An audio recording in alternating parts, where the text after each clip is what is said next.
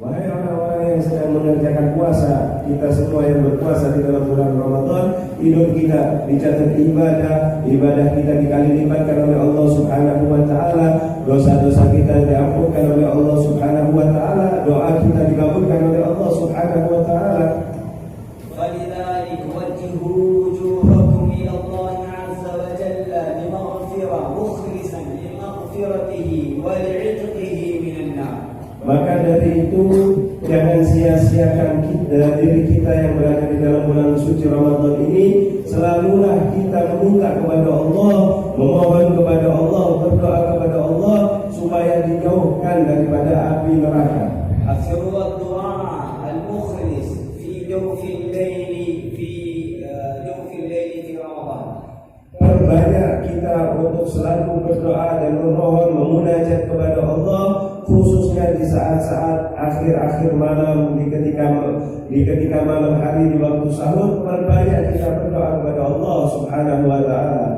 إذ أن الدعاء الصائم وقبوله ليس بينهما حجاب بين الله عز وجل.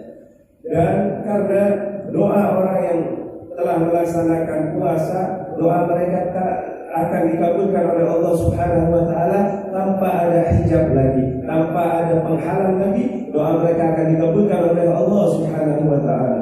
وهكذا هذه سورة القرآن فاقرؤوا من القرآن حتى ختم واحد.